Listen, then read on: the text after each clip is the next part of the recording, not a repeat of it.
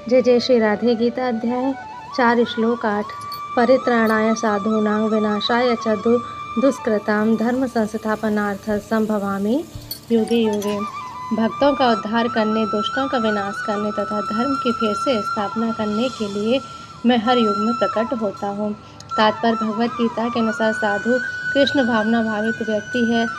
अधार्मिक लगने वाले व्यक्ति में भी यदि पूर्ण कृष्ण चेतना हो तो उसे साधु समझना चाहिए। दुष्कृताम उन व्यक्तियों के लिए आया है जो कृष्ण भावना मृत की परवाह नहीं करते। ऐसे दुष्कृताम या उपद्रवी, मूर्ख तथा अधम व्यक्ति कहलाते हैं।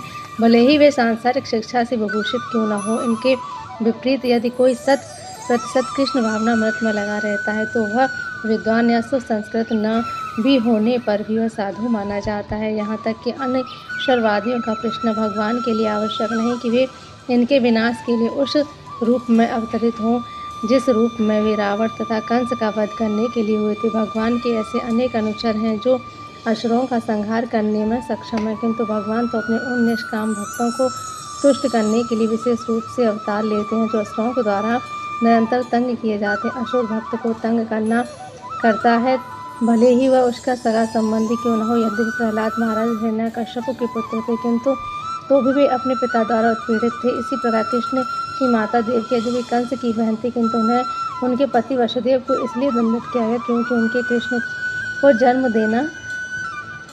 लेना था। अतः भगवान कृष्ण मुख्यतः देवकी के उद्धार के लिए प्रकट हुए थे, कंस को मारने के लिए नहीं।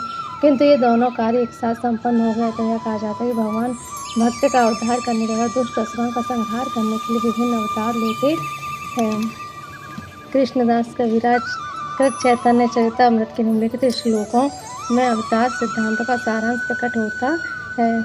अवतार अथवा ईश्वर का अवतार भगवत धाम से भौतिक प्रागट्य हेतु होता है। ईश्वर का वह विशिष्ट रूप जो इस प्रकार अवतरित होता है अवतार कहलाता है।